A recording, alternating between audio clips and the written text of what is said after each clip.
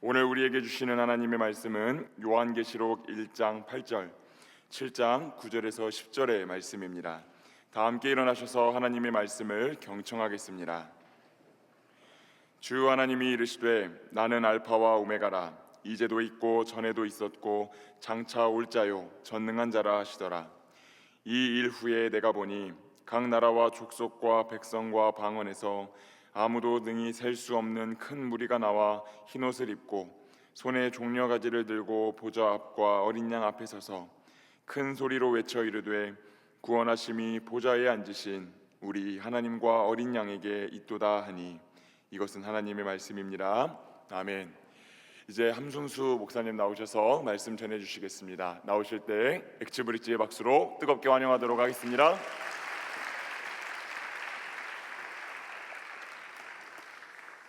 네, 반갑습니다. 그래도 우리 대학부 엑츠브릿지 친구들은 몇 번 더 만나서 좀 더 반가운 것 같습니다. 함승수 목사입니다.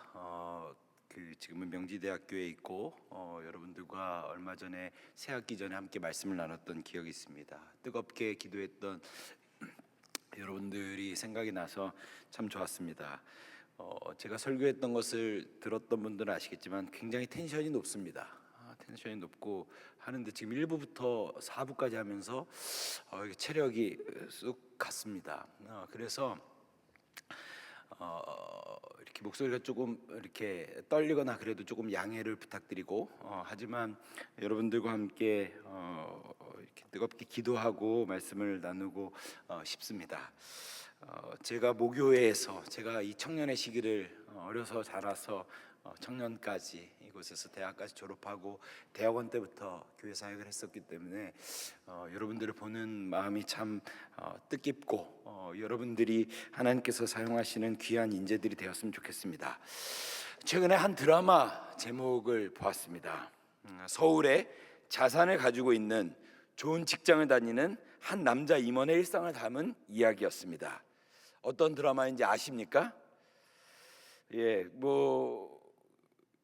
이 드라마가 제목에서 제가 좀 눈여겨봤던 것은 작가가 오늘 이 시대의 성공이라는 것은 이런 것이다를 전제하고 있었는데, 대기업, 임원, 서울의 자가 이 정도 하면 성공한 것이다 이렇게 전제하고 있는 것 같아서 좀 인상 깊었습니다. 드라마를 보지는 않았으나 주인공은 겉으로 보기에 대단히 완벽한 성공의 상징처럼 보이지만 화려한 겉모습 뒤에는 숨겨진 불안한 내면을 가지고 있는 것 같습니다. 사람들은 다 부러워했지만 그는 비교와 경쟁 속에서 초조함을 느끼고 있는 것 같았고, 쇼츠를 보니까 뒤통수도 심하게 맞은 것 같습니다. 더 높은 자리에 올라가려고 혹은 떨어지지 않으려고 치열하게 몸부림치는 것이 인상 깊었습니다. 이 드라마가, 적어도 이 드라마의 제목이 저한테 인상 깊었던 것은 그 속에서 저의 모습을 보았고 여러분들의 모습, 우리의 모습을 보았기 때문일 것입니다.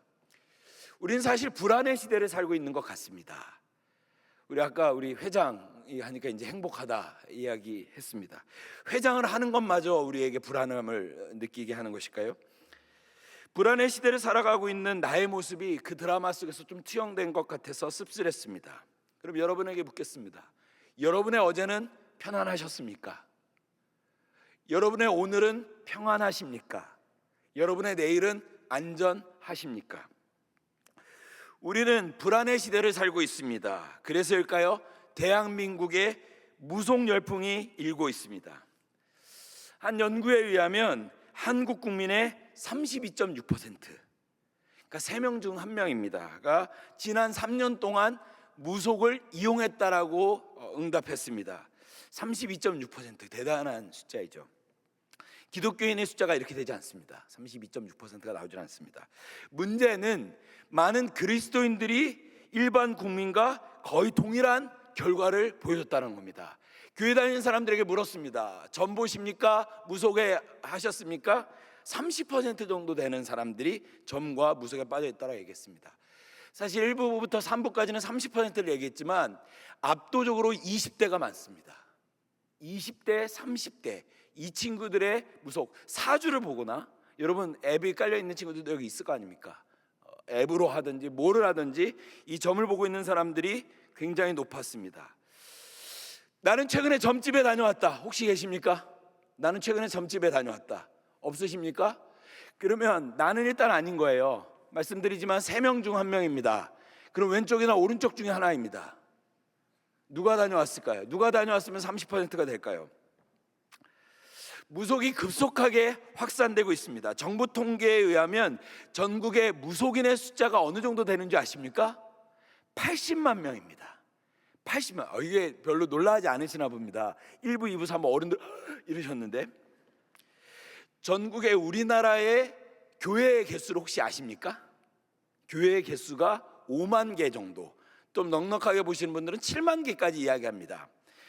전도사님, 목사님들을 다 긁어 모아도 10만 명이 되지 않습니다. 이 80만 명은요, 한 사람 한 사람들이 점집입니다. 교회에 거의 20배에 가까운, 이 16배 넘는 점집이 있습니다. 유튜브에 무속 관련된 영상이 4,000개로 넘어가고 있다고 합니다. 그래서 그 설문을 했던 사람들이 물었습니다. 왜 점을 보십니까? 응답은 굉장히 간단했습니다. 일이 잘 안 풀리고 미래가 두려워서. 이게 중요합니다. 미래가 두려워서. 좀 이렇게 눈에 띄는 결과가 있었습니다. 그러면 이용했던 분들, 교회를 다니는 분들과 교회를 다니지 않는 분들을 막론하고 점을 본 것이 도움이 되었느냐? 무려 69%. 3명 중에 2명이 무속을 통해 마음의 안정을 누리고 있다. 불안하면 사주 앱을 킨다는 거예요. 사주 앱을 키고 물어보고 있다는 거예요. 그러면 또 물었습니다. 마음의 안정을 누리는 이유는 무엇입니까? 어떻게 해서? 왜냐하면 사주라든지 뭐 점이라든지 이게 사실관계를 이렇게 우리가 담보할 수 없는 거잖아요. 그럼에도 불구하고 이 사람이, 이 무당이, 이 점을 보는 사람이 맞추지 못할 것을 알면서도 왜 마음의 평안함이 있습니까? 마음의 안정이 생깁니까? 의외로 답이 심플합니다. 무속은 그 자리에서 답을 주기 때문이라는 것입니다. 그러니까 하나님께 기도하면 하나님은 답을 주시지 않는데, 무속은, 무당은 그 자리에서 답을 준다는 거예요. 그러니까 도움이 된다는 것입니다.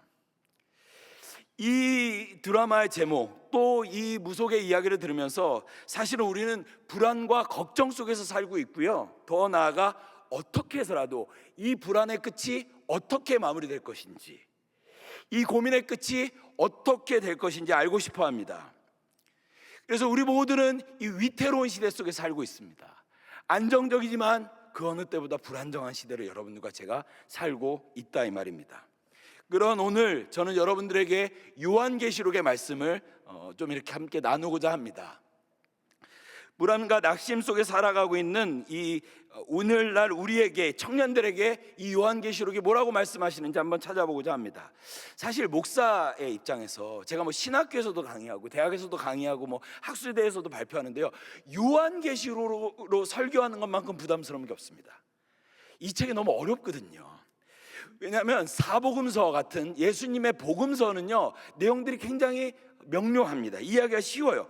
로마서는 복음을 논리적으로 설명해 나왔죠. 사도행전은 역사의 흐름에, 사도행전은 사도 바울의 이 전도 여행의 흐름에 따라서 서사적으로 썼기 때문에 설명하고 설교하기가 굉장히 용이합니다. 항상 기뻐하라, 쉬지 말고 기도하라. 끝. 너무 명료한 서신서. 행함 없는 믿음은 죽은 것이다. 더 할 것도 없어요. 이런 서신서들은 명확한 권면들이 있습니다. 그래서 설교하기가 오히려 그렇게 어렵지만 요한계시록만큼 어렵진 않습니다. 하지만 성경의 다른 책들과 달리 묵시문학의 방식으로 기록된 요한계시록이나 다니엘서, 다니엘은 뜻을 정함에 이 책이 되게 어려운 책입니다. 상징과 은유가 많아서 이해하기가 쉽지 않아요. 그래서 아까도 말씀을 읽었겠지만 하얀 옷을 입은 사람들이 나타나기를 하나, 사자가 나타나질 않나, 무저갱에서 뭐 용이 일어나고 뭐 아마겟돈이 있고 666이 나타나고, 그래서 굉장히 상징과 은유가 많아서 이해하기가 쉽지 않습니다. 더욱이 요한계시록을 극단적으로 왜곡하는 신천지 같은 이단들이 우리 주위에 너무 많아요. 그래서 요한계시록을 우리가 일단은 어려운 책으로 생각합니다. 어렵고 신비로운 책으로 생각합니다. 물론 요한계시록은 미래에 일어날 일들을 담아놓은 예언서, 또 계시의 말씀이 담겨져 있습니다. 굉장히 신비로운 책이 맞습니다. 하지만 우리가 이 요한계시록을 잘 이해하려면요, 이 책이 누구에게, 왜, 어떤 시대에서 쓰여졌는지를 이해해야 합니다.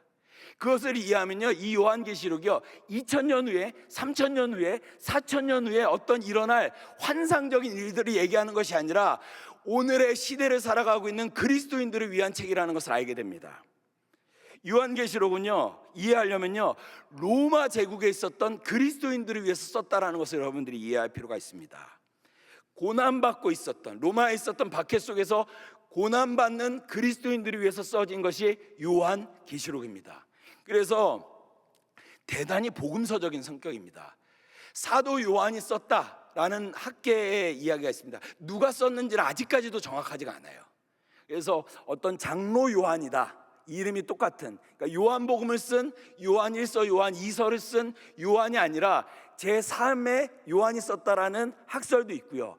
아니야, 사도 요한이 썼어, 이런 얘기도 있습니다만은 이 요한은요, 이 책은요, 요한복음의 버금가는 복음서다. 그래서 많은 신학자들이 요한계시록을 제5의 복음서로 이야기합니다. 그러니까 신비롭게만 볼 것이 아니라는 것이죠. 좀 더 구체적으로 이야기하겠습니다. 요한계시록을 이해하려면 두 번의 큰 박해를 이해할 필요가 있습니다. 예수님께서 승천하신 이후에 그리스도인들은 로마와 소아시아 지역에서 흩어져서 살았습니다. 여러분들이 들어볼 만한 갈라디아, 에베소, 빌립보, 데살로니가, 고린도, 이런 데들이 다 그 지역이었는데, 소도시였는데요, 이런 곳에서 그리스도인들은 공동체를 이루며 함께 예배하며 살아갔습니다. 그 중에서도 로마가 중요했습니다. 팍스 로마라고 불렸던 이 로마는 정치, 경제, 사회, 문화의 중심이기도 했지만 이 신학과 초기 교회 형성과 복음 확산에 있어서도 대단히 중요했습니다. 사도 바울이 결혼을 하지 않았어요, 여러분. 사도 바울은 결혼하지 않고 가급적이면 결혼하지 말라고 얘기해요. 왜냐하면요, 사도 바울은 자신의 생애 때 예수님이 올 거라고 믿었습니다. 임박한 종말론이라고 하거든요. 사도 바울은 예수님이 내 때에 오신다, 그래서 완성하신다, 재림하신다, 그러니까 결혼하지 않았어요. 하루라도 더 가서 복음을 전했죠. 그러면 사도 요한이 땅끝을 어디로 보았는가? 거기가 로마입니다. 로마의 복음이 전해지면 예수님 올 거라고 생각했어요. 그런 대단히 중요한 곳이 로마입니다. 그 로마에서 대대적인 그리스도인들을 향한 박해가 있었습니다. 두 번의 박해를 얘기할 건데요, 첫 번째 박해는 여러분들이 잘 아는 네로의 박해입니다. 네로를 얘기하면요, 어른들은요, 이렇게 옛날에 네로 황제를 하고, 어떤 사람들은 검은 고양이 네로를 이야기합니다. 근데 청년들은 검은 고양이 네로를 잘 모르는 것 같습니다. 이것을 알면 제 세대가 되는 겁니다. 네로 황제 시기에 있었던 대화재, 그것으로 인하여서 그리스도인들과 교회를 향한 박해가 시작되었습니다. 기록에 의하면 64년 7월 18일 저녁에 로마의 한 시장에서 불이 났습니다. 근데 그 시장이 굉장히 큰 시장이었습니다. 사실 로마는 대단히 발전한 도시였기 때문에 소방시설을 지금과 같이 갖추고 있었다고 합니다. 그래서 불이 나면 즉각적으로 소방대원들이 가서 끌 수 있었는데 밤에 났어요. 밤이 불에 나서 이 순식간에 확산이 되면서 결국 로마 전역으로 번지게 되었습니다. 어느 정도로 불이 크게 났냐면 9일 동안, 이 표를 보시면 날짜별로 9일 동안 이 화재의 지역들의 피해도를 얘기하는데요, 14개의 지역 중에 10개의 지역이 불에 탔습니다. 불에 탔고 70%에 해당하는 것입니다. 그중 3개 지역, 저 지도를 보시면 아주 진한 데들 있잖아요. 이 진한 데들은 아예 전소해 버렸습니다. 흔적조차 남지 않았어요. 여러분 생각해 보세요.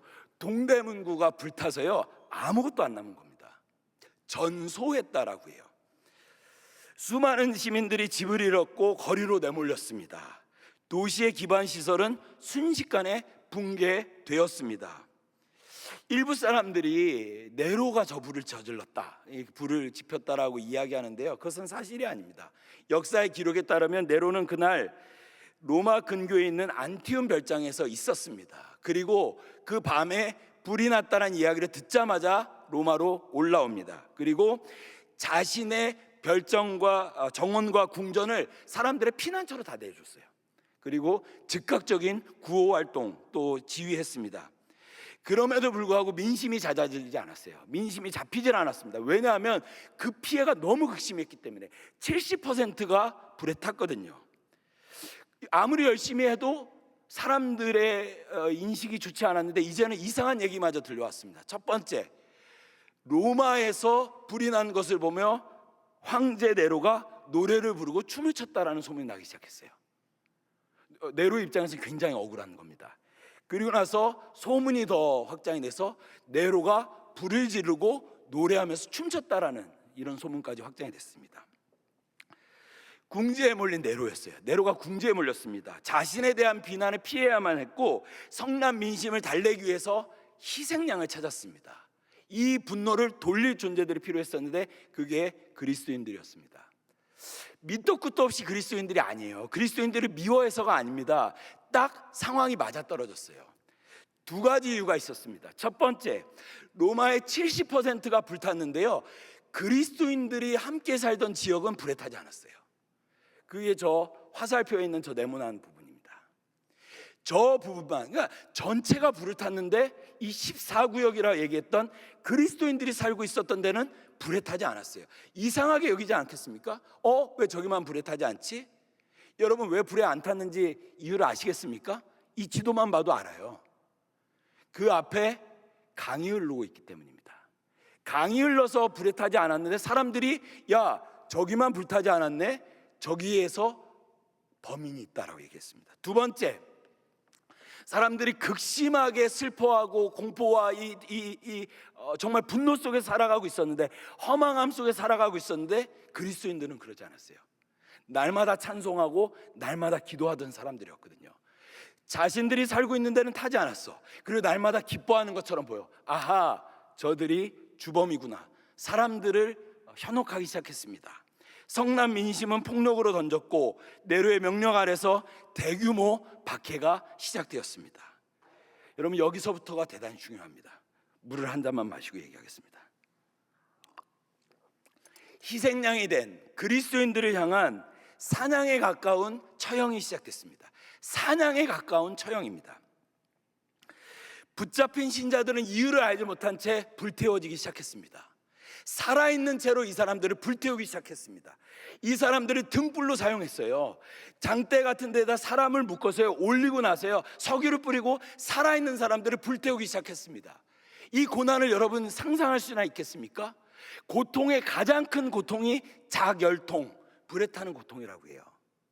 그 고통을 그리스도인들이 경험하기 시작한 거예요. 그 고통 앞에, 그 죽음 앞에서 신전에서 놀이개로 맹수의 사냥감으로 던져졌습니다. 이유도 알지 못한 채요. 로마 군인들은요, 네로의 명령에 따라 그리스도인들을 색출하기 시작했습니다. 근데 이 사람이 그리스도인인지 예수를 믿는 사람인지 아닌지 알 수가 없잖아요. 그럼 누가 제일 잘 알겠습니까? 교회를 다니고 그리스도인들이 이것을 너무 잘하는 거예요. 그래서 그리스도인들을 고발하게 합니다. 찾아내게 해요. 그래서 어제까지 함께 예배드렸던 목사님이 갑자기 로마 군인들과 함께 가면서 청년들을 찾아다니는 거예요. 군인, 얘도, 이 사람 어제까지 같이 예배를 드렸던, 바로 내 옆에 있어, 살짝 봐보세요. 이렇게 한 팀으로 했던 이 사람들이 갑자기 문 앞에 로마의 군인들과 함께 있는 거예요. 그러면서 이 사람 예수 믿는 사람이라고 고발하기 시작한 겁니다. 그렇게 잡혀온 그리스도인들의 참혹함은 이루 말할 수 없습니다.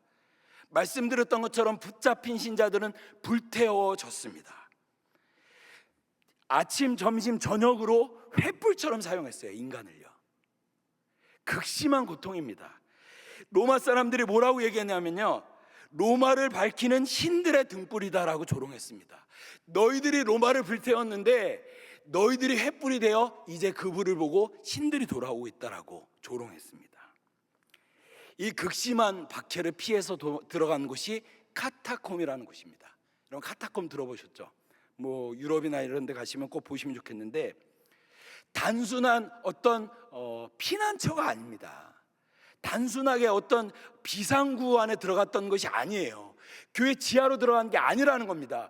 잡히면 불태워 죽이고 잡히면 사자의 밥이 되는 그 고통 속에서 사람들이 살기 위해서 지하 묘지를 파기 시작했어요. 그 깊이가 22층 건물입니다. 이 교회가 4층이거든요. 5배가 넘는 곳을 사람들이 맨손으로 파서 만든 곳이 카타콤입니다. 미로처럼 만들었습니다. 왜요?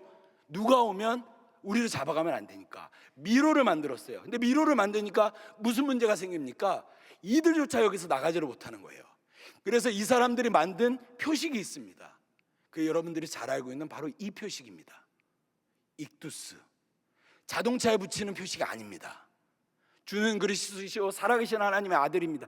이 그리스도인들만의 표식을 붙이기 시작했던 거예요. 어디에 길이 있고 어디로 가야지 우리가 있고 어디로 나갈 수 있는지, 이 표식을 삼아서 이 카타콤에서 그리스도인들이 피해서 살기 시작했습니다. 로마의 군인들이 카타콤을 향할 수밖에 없죠. 카타콤을 향하기 시작했습니다. 근데 말씀드렸던 것처럼 들어갈 수는 있으나 나올 수가 없는 거예요. 그러면 어떻게 하겠습니까? 이 카타콤을 누가 제일 잘 알겠습니까? 그리스도인들. 다시 그리스도인들을 이용하기 시작하는 거예요. 근데 제가 말을 이렇게 했지만 이런 거를 로마의 군인들이 위협한다고 해서 사람들이 쉽게 얘기하겠습니까? 어제까지 나랑 함께 형제여 자매여 이렇게 말씀을 나누던 신앙 공동체였는데, 예수 그리스도의 부활을 함께 믿는 신앙 공동체였는데 하루아침에 내가 이 사람을 고발할까요? 그러지 않죠. 카타콤에 들어간 사람들은 그러지 않았습니다. 그래서 로마 군인들이 어떻게 하냐면 그리스도인들을 이 앞에 이렇게 세웁니다. 그리고 그 앞에 그 그리스도인들의 자녀들을 데리고 옵니다. 어떤 끔찍한 일들이 벌어질지 여러분 상상이 되십니까? 자녀들을 데리고 와요. 그리고 그 자녀들에게 가죽 옷을 입힙니다. 피 묻은 가죽 옷을 입힙니다. 그리고 그 앞에 문헌에 의하면 15일에서 10일 정도로 굶긴 악에 바친 사냥개들을 갖다 놓습니다. 그리고 그 사냥개들을 칼로 찔러서 정말로 크레이지하게 만들어놔요. 그 개들을 풀어놓습니다. 이런 공간 안에서요. 진돗개가 사람을 무는 정도가 아닙니다, 여러분. 문헌에 의하면요, 이 개가 사람을 갈기갈기 찢어 죽였다고 합니다. 그리스도인들은 그 자녀들을 불러 짐승의 가죽을 입히고 며칠간 굶긴 사냥개들을 풀어 부모 앞에서 자녀를 물어뜯게 했습니다. 부모들은 자신들의 눈앞에서 내 자녀가 고통 속에서 죽어가는 모습을 지켜봐야 했습니다. 여러분이라면 어떻게 하겠습니까? 견디시겠습니까? 나는 말하지 않겠습니다. 그러시겠습니까? 그렇게 공동체가 무너져 갔고, 그렇게 해서 찾아낸 카타콤의 그리스도인들은 다시 처형당하기 시작했습니다. 이들은 신전으로 다 데리고 갑니다. 한 요 정도 인원이겠죠? 요 정도 인원이었을까요? 뭐 20명, 30명 어떻게 쓸지 모르겠습니다. 제일 먼저 온 옷을 벗깁니다. 알몸으로 만들어요. 거기서 노래하고 춤추게 합니다. 수만 명 있는 신전 아시잖아요. 콜로세움 신전 이런 거 아시잖아요. 수만 명의 로마 시민이 있는 곳에서 그리스도인들의 옷을 벗깁니다. 그리고 남녀노소를 할 것 없이 그 안에서 노래하고 춤추게 합니다. 로마 시민들이 그것을 보면서 조롱했죠. 그리스도인들이 수치를 당하고 있었습니다. 그리고 나서 바로 사자를 풉니다. 그리고 맹수의 밥이 되게 하였습니다. 여기서도 그치지 않습니다. 길라잡이에 썼던 그 그리스도인들 있지 않습니까? 로마에 부역했던 그리스도인들을 그 로마 시민들이 앉았던 그 신전의 자리에 맨 앞에 세웁니다. 그리고 그들이 그 광경을 지켜보게 합니다. 그리고 그 맞은편에 군인들이 서 있습니다. 만약 이 사람이 눈을 피하거나 이 처참한 광경을 보면서 눈을 피하거나 눈물을 흘리거나 괴로워하면 얘가 그리스도인이구나 바로 잡아서 동일하게 처형했습니다. 자신들의 정체를 숨긴 그리스도인들이 살 수 있는 유일한 방법은 어제 내가 함께 예배하고 함께 공동체 생활을 했던 이 사람들의 수치와 모욕을 바라보며 이들의 죽음을 바라보면서 함께 환호하는 것이었습니다. 같이 즐거워하는 것이었습니다. 마음은 어떨지 모르겠지만 정말로 그 극한의 고통 속에서 함께 환호해야만 했습니다. 당시 상황을 기록한 문헌은 이렇게 표현합니다. 신문을 받은 부모는 자녀 앞에서 고문당했고, 배교를 거부한 자는 가족이 죽는 모습을 눈앞에서 보았다. 사냥개에게 찢기거나, 무슨 말인지 아시겠죠? 찢기거나 물리거나가 아닙니다. 불에 태워져 횃불처럼 세워지는 일이 있었다. 네로는 거리마다 그리스도인들을 묶어 불에 붙이며 로마를 비추는 신들의 등불이라 조롱하였다. 교회가 박살이 나고 있었습니다. 신앙이 무너지고 있었습니다. 그때 또 청천벽력 같은 소식이 들립니다. 교회의 위대한 지도자 2명이 잡혔다는 겁니다. 그 이름은 여러분들이 잘 아는 베드로와 바울입니다.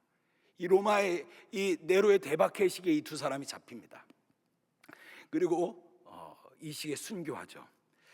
바울이 이 네로의 대박해 시기에 썼던 성경이 있습니다. 그게 디모데 후서입니다. 사랑하는 아들 디모데를 불러서, 아들 같은 존재 디모데를 불러서 이 고난의 시기를 어떻게 견뎌야 할지를 썼던 게 디모데 후서입니다. 사도 바울이 그 당시를 이렇게 성경에 묘사하고 있습니다. 너는 이것을 알라. 말세에 고통하는 때가 이를 것이다. 예수 그리스도 안에서, 너희들이 예수 그리스도 안에서 경건하게 살지 않으면 문제가 없지만 경건하게 살고자 하는 자는 박해를 반드시 받게 될 것이다. 전제와 같이 내가 벌써 부어지고 나의 떠날 시각이 가까워졌다. 죽을 것이라, 죽음 앞에서 썼던 겁니다. 전제는요, 포도주예요. 포도주, 식전에 먹는 포도주입니다. 포도주가 쏟아지는 것처럼 내가 죽을 날이 다가왔다. 그나마 하나님께 감사한 것은 나는 사자의 입에서는 건져져서, 그 신전에 건져져서 나는 그나마 복음을 더 전할 수 있었다라고 얘기하는 겁니다. 위대한 지도자 베드로는 이 시기에 거꾸로 십자가에 달려 순교하였습니다. 복음의 파수꾼이자 신앙의 스승이었던, 위대한 스승이었던 바울은 로마 사람들 앞에서 참수형 당했습니다. 교회 공동체의 지도자까지 허망하게 잃은 그리스도인들의 상실감이 여러분 상상이 되십니까? 64년 시작된 이 대박해는 68년도 네로의 자살과 함께 가까스로 끝나지만 이미 개인의 신앙은 황폐화되었습니다. 내가 뭐 했던 거지? 내가 도대체 뭐지? 거의 트라우마에 걸렸을 것 같아요. 교회는 풍지박산됐습니다. 누가 서로 예배드릴 수 있겠습니까?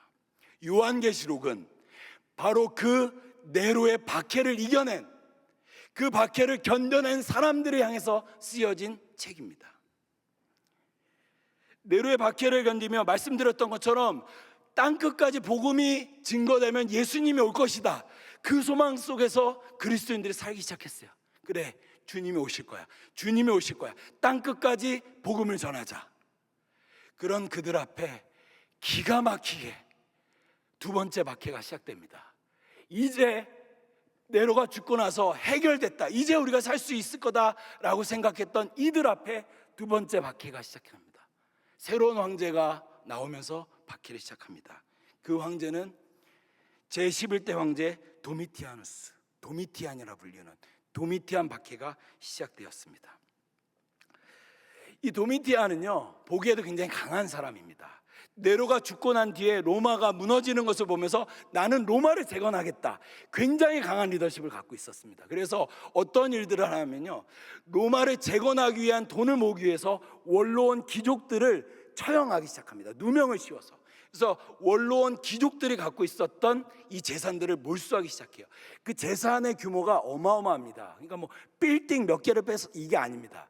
원로원이 갖고 있었던 땅은요, 우리나라로 하면 경기도, A 원로가 갖고 있는 땅은 경기도 정도, 저기는 충청도, 어떤 사람은 호남, 어마어마한 부호들의 재산들을 뺏기 시작합니다.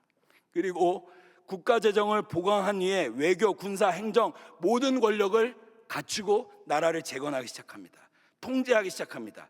그리고 이 황제가 했던 것은 로마 전역에 황제의 신전을 세우기 시작했습니다. 왜냐하면요, 로마는요, 여러분 역사 시간에 다 배우셨잖아요. 황제가 죽으면 신이 되는, 신으로 추대되는 사회였습니다. 실제로 신이 된다라고 했던 시대였습니다. 그래서 그 10명의 신, 네로를 포함한 10명의 신의 신전들을 재건하기 시작했습니다. 그러면서 로마의 시민들에게 얘기했습니다. 로마의 부흥의 시대가 도래하고 있고 떠났던 신들이 돌아오고 있습니다. 로마의 시민들이여, 나를 믿으십시오. 로마의 부흥이 시작되었고 떠나갔던 신들이 돌아오고 있습니다. 사람들이 환호했습니다. 도미티안을 환호했습니다. 그래서 도미티안이 상식 밖의 일을 하나 합니다. 사람들에게 갑자기 이상한 선포를 하는 것입니다. 여러분, 사실 저는 신입니다. 나는 인간이 아닙니다. 나는 여러분들에게 얘기하지 않았는데 나는 신입니다. 그러면서 자신의 이름을 도미티아누스가 아니라 새로운 이름을 명명합니다. 그것이 바로 이거, 도미누스 앳 데우스, 우리 주 우리 하나님.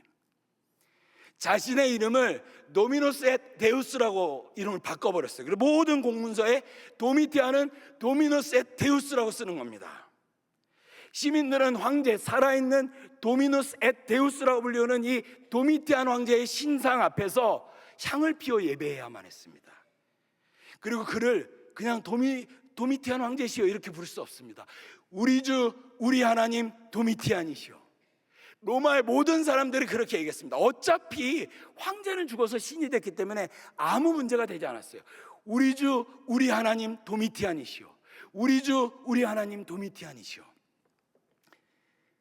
이 황제 숭배를, 이 고백을 받아들일 수 없었던 집단이 또 있었죠. 그게 또 그리스도인들입니다. 그리스도인들에게 우리 주 우리 하나님은 예수 그리스도밖에 없었기 때문에 도미티안을 향해서 이 고백을 드릴 수 없었습니다.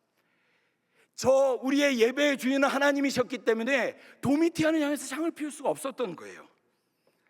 도미티안이 이것을 기다렸습니다. 이 저항을 예견하고 그 빌미로 대대적인 박해를 시작했습니다. 또 박해가 시작된 겁니다. 93년부터 96년까지 진행된 도미티안 대박해입니다. 그의 선언이 섬뜩합니다. 이렇게 얘기합니다. 도미티안이, 내 살아생전에 로마 제국에서 교회와 그리스도인들의 씨를 말려버리겠다. 어느 정도 잔인했을지 여러분 상상이 되시나요? 그 명령이 실체가 되었습니다. 네로 황제의 방법을 업그레이드했어요. 그 당시에 했었던 방법들을 기본적으로 하고 그 모든 것들을 업그레이드합니다. 네로 황제의 박해는요, 로마에만 국한됐던 거였습니다. 로마가 불탔기 때문에. 근데 도미티안은요, 로마를 넘어서 로마의 통치를 받고 있는 모든 지역들을 박해하기 시작합니다. 그래서 요한계시록이요, 소아시아에 있는 7교회를 향해서 쓰는 것입니다. 로마의 박해인데 소아시아까지 가고 있는 겁니다. 여러분 생각해 보십시오. 네로의 그 극심한 박해를 견디고 살아내서 이제 겨우 삶의 기반을 만든 이 그리스도인의 공동체 앞에 이 30년 만에 시작된 이 기가 막힌, 말도 할 수 없는 이 박해를 보며 누가 예상이나 했겠습니까? 로마의 교회뿐만 아니라 소아시아에 있는 교회 전역까지 무너져 갔습니다. 다시 어머니들은 내 자녀를 살리기 위해, 남편들은 가족을 살리기 위해 눈물로 도미티안에게 당신이 우리 주 우리 하나님이라고 고백할 수밖에 없었습니다. 살아남기 위해 나는 예수를 모릅니다 라고 부인해야 했고 서로를 고발해야 했습니다. 그 사람들은 다시 사자밥이 되거나 죽임당하였습니다. 내가 뭐 하는 거지? 내가 도대체 뭐 하는 것이지? 죄책감과 수치 속에서 다시 한번 개인의 신앙과 공동체는 묻어져 갔습니다. 바로 이 시기, 인간이 감당할 수 없는 극한의 고통과 절망이 가득한 그 시기, 도대체 예수가 누구인가? 내가 예수를 위해서 이렇게 고통을 당하는 것이 맞는 것인가? 이것을 내가 견딜 이유가 있는 것인가? 예수를 위해서 내 가족이 죽고 나의 믿음 때문에 내 자녀가 죽는 것이 이게 옳은 것인가? 내 재산을 다 뺏기는 것이 이게 옳은 것인가? 30년 만에 새롭게 시작된 이 기가 막힌 박해를 보면서 도대체 믿음이 무엇이지? 하나님이 살아계시다면 어떻게 이런 일을 우리 가운데 다시 허락하시지? 하나님이 우리의 고통을 아시는가? 하나님께서 이 고난을 해결하실 수 있을까? 이런 수많은 질문과 갈등 속에서 있었던 그리스도인들에게 하나님께서 사도 요한과 교회와 그리고 고난 속의 성도들에게 주신 말씀, 그것이 바로 요한계시록 구원의 말씀입니다. 2000년 후에, 3000년 후에, 4000년 후에 일어날 일이 아니라 그 당시 박해받고 있었던 그리스도인들을 향한 구원의 말씀이었습니다. 주님께서 사도 요한에게 주신 첫 말씀은 이것입니다. 우리 한번 좀 크게 따라해 보겠습니다. 내가 지금 너희와 함께 하고 있다. 이게 하나님께서 교회를 주셨던 첫 번째 말씀입니다. 요한계시록 1장 4절과 8절을 읽어보면 하나님께서 요한계시록을 쓰게 하시면서 강조하셨던 내용을 발견할 수 있습니다. 요한계시록 1장 4절과 8절을 여러분 함께 읽도록 하겠습니다. 함께 읽겠습니다. 시작. 요한은 아시아에 있는 전에도 계셨고 장차 오시리와 그의 보좌 앞에 있는 7영에게서 8절입니다. 주 하나님이 이르시되 나는 알파와 오메가라, 이제도 있고 전에도 있었고 장차 올 자요 전능한 자라 하시더라. 여러분, 하나님이 어떤 것을 강조하고 계십니까? 뭐를 반복하면서 이스라엘 백성 그리스도인들에게 얘기하고 있죠? 나는 이제도 있고 전에도 있었고 장차 오실 이다. 이 말씀이 반복되고 있어요. 하나님은 이제도 계시고 전에도 계시고 앞으로 오실 분이라고 얘기하는 것입니다. 중요한 것은요, 이렇게 하나님을 설명하는 것이 창세기부터 요한계시록 66권 중에 여기가 유일하다는 겁니다. 아닌데요, 목사님, 제가 성경 공부해 보니까요, 하나님은 과거에도 계시고 현재에도 계시고 미래에도 계시다고 얘기했는데요, 성경이 하나님의 시제를 표현하는 원형이 있습니다. 전통적 3시제라고 불리는 원형은 과거에도 계시고 현재에도 계시며 미래에도 계신 아브라함의 하나님, 이삭의 하나님, 야곱의 하나님이 너희와 함께 하신다. 이해가 되세요? 과거부터 시작하는 것이 하나님의 시제입니다. 이스라엘의 하나님, 야곱의 하나님, 이스라엘의 하나님이 지금 너희와 함께 하신다. 과거, 현재, 미래입니다. 이게 전통입니다. 이게 원형입니다.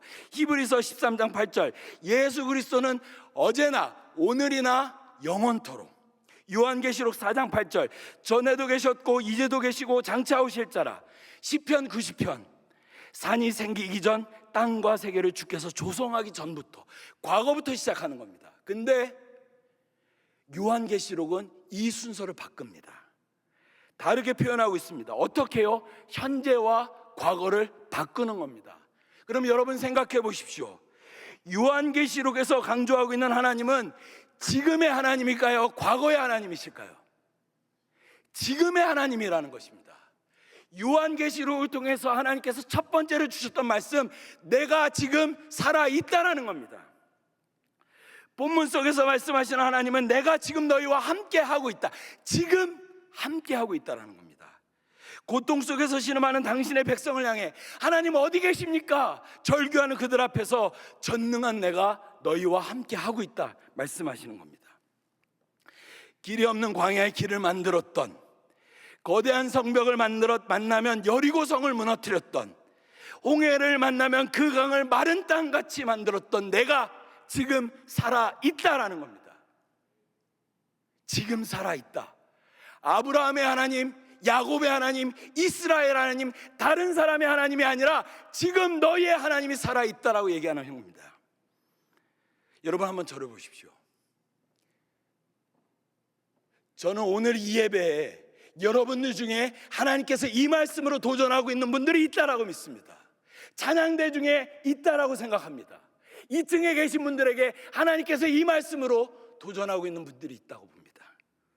고난 가운데 일상의 문제로 지쳐가고 있는, 진로로 고민하고 있는 분들, 열심히 일하고 성실히 살아왔지만 여전히 내일이 두려운 사람들에게 하나님께서 첫 번째 말씀을 주실 때 여러분 아멘으로 화답하고, 예 주님 내가 인정합니다. 내가 지금 너희와 함께하고 있다. 이 하나님의 말씀을 여러분의 말씀으로 붙잡으시기 바랍니다. 한번 따라하겠습니다. 내가 지금 너와 함께 하고 있다. 여기서 물러서면 안 됩니다. 하나님이 지금, 어제도 아니고 내일도 아닙니다. 지금 내가 살아서 너희랑 함께 하고 있다. 보이지 않는 하나님께서 그렇게 말씀하시는 겁니다. 두 번째, 나는 알파와 오메가며 처음과 나중이다. 시작과 끝이다 얘기하시는 겁니다. 극한의 고통에 있는 사람들에게, 그리스도인들에게 얘들아 힘들지? 밥이라도 먹고 가라, 이렇게 위로하지 않으셨습니다. 알파와 오메가, 내가 시작과 끝이다라고 말씀하셨습니다. 왜 그러실까요? 끝은 고난을 견디는 매우 중요한 동력이 되기 때문입니다. 여러분, 고난이 어려운 것은요, 고난이 힘든 것은요, 그 끝을 모르기 때문입니다. 만약 여러분들이 이 고난이 언제 끝나는지 알면 견디실 수 있을 겁니다. 여러분, 혹시 관계 때문에 힘든 사람들이 있습니까? 정말 너무너무 하루하루 살기 어려울 정도로 극심한 스트레스를 받는 사람들 있습니까? 일주일 후에 그게 정확하게 해결될 것입니다 라고 한다면 일주일 동안 견디시겠습니까? 포기하시겠습니까? 당연히 견디죠. 당연히 견디죠. 코로나가 어려웠던 것은 이게 언제 끝날지 기약이 없었기 때문입니다. 지금 우리가 코로나를 그래도 담담히 이야기할 수 있는 것은 그 끝을 알기 때문입니다.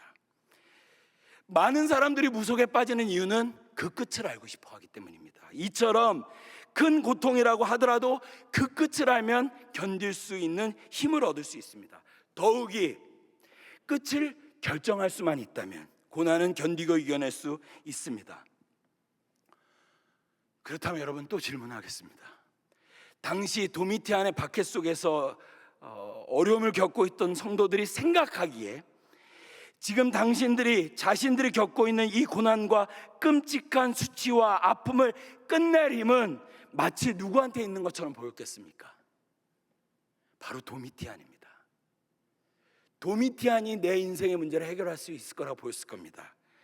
도미티안에게 이렇게 고백만 하면 되는 거였습니다. 도미노스 에테우스 도미티안이시여, 당신이 나의 주 나의 하나님이십니다. 이 한마디만 하면 이 사람들이 고난의 끝에서 벗어날 수 있었습니다. 그에게 향을 피우면 되는 것이었습니다. 그의 명령을 따르기만 하면 되는 것이었습니다. 그렇게 생각하면서 인생을 타협하고 있을 그리스도인에게 하나님께서 말씀하시는 것은 이것입니다. 너희의 고난의 끝은 도미티안에게 있지 않다. 내가 알파와 오메가고 너의 시작이 내게 있듯 너의 고난의 끝도 내 손에 있다라고 주님이 말씀하시는 것입니다. 이 두 번째 말씀 앞에서 누가 아멘으로 화답하시겠습니까? 하나님이 내 삶의 알파시며 내 삶의 오메가가 되십니다. 내 삶의 처음이시며 내 삶의 마지막이 되십니다. 누가 아멘으로 화답하시겠습니까? 예, 주님, 그 주님이 내 하나님이십니다. 누가 이 고백 앞에서 여러분들의 믿음을 드리시겠습니까? 여러분도 저도 이렇게 생각합니다. 아, 저 교수님이 나를 좀만 도와주시면, 저 사람이 날 조금만 도와주면, 아, 이 문제만 어떻게든 저 사람이 도와줘서 해결이 되면, 우리 지도 교수님이 날 조금만 알아주셨으면, 저 사람만 내 편이 되면. 아닙니다. 요한계시록은 예수 그리스도를 믿는 백성들이 아무데나 무릎을 꿇으라고 얘기하지 않습니다. 나의 알파와 오메가가 어떤 유력한 사람에게 있다고 생각하지 마십시오. 권력에 있다라고 이야기하지 마십시오. 재정적 여유에 있다고 얘기하지 마십시오. 권력과 재정이 나쁜 것은 아니지만 우리의 인생의 끝이 거기에 달려있는 것처럼 행동하지 마시라 말입니다. 우리의 미래가 좋은 대학에 있다, 성경은 그렇게 얘기하지 않습니다. 나의 시작이 하나님께 있고 나의 고난의 끝도 하나님께 있다. 이것이 우리의 고백이 되어야 합니다. 따라하시죠. 주님만이 나의 알파와 오메가 되십니다. 힘드네요. 이제 설교를 마무리하겠습니다. 하나님께서 고난 속에서 두려움에 떨고 있는 교회와 성도들에게 말씀하셨습니다. 요한아, 교회야, 그리스도인들아, 다 끝난 것 같지? 아무것도 안 되는 것 같지? 실패한 것 같지? 무너진 것 같지? 아니다. 전능한 하나님, 내가 지금 너희와 함께하고 있다. 보이지 않았던 하나님이 자신을 드러내셨습니다. 내가 알파와 오메가며 처음과 마지막이다. 이렇게 말씀하신 후에 주님께서 마지막에 일어날 한 가지 환상을 보여주셨습니다. 그것이 계시록 7장의 말씀입니다. 제가 읽겠습니다. 이 이후에 내가 보니 각 나라와 족속과 백성과 방언에서 아무도 능히 셀 수 없는 큰 무리가 흰 옷을 입고 손에 종로가지를 들고 보좌 앞과 어린 양 앞에 서서 큰 소리로 외쳐 이르되 구원하심이 보좌에 앉으신 우리 하나님과 어린 양께 있도다. 이것이 하나님이 보여주셨던 환상이었습니다. 도미노스 에테우스가 아니다.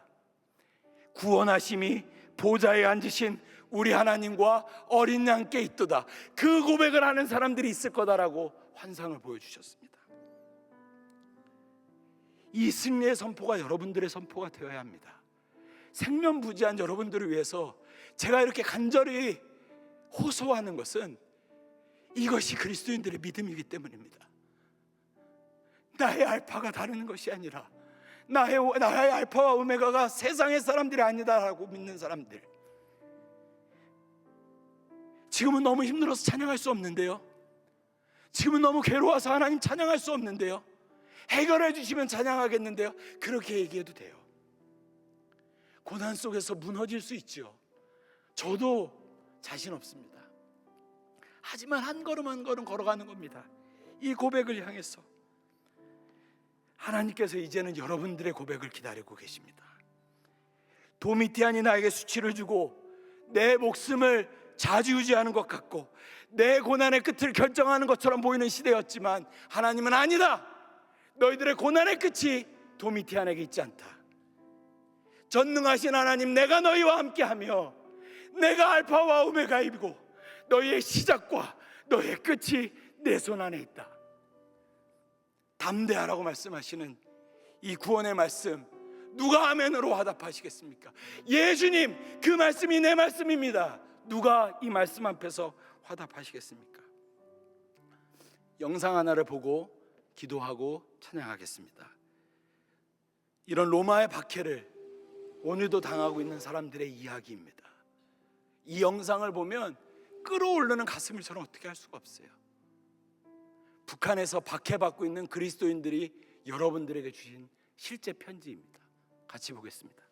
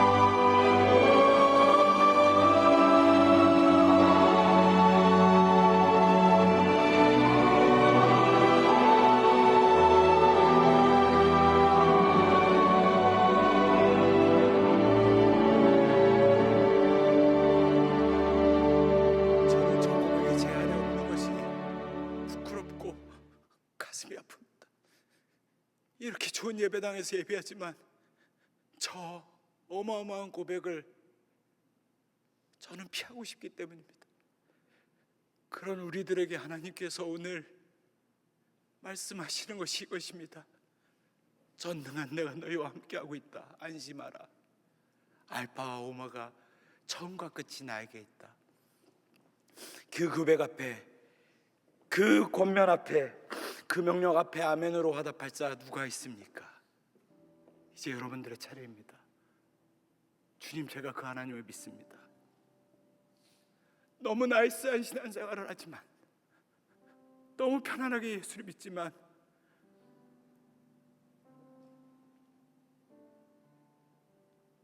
세상이 감당하지 못하는 사람들은 다른 사람들이었습니다.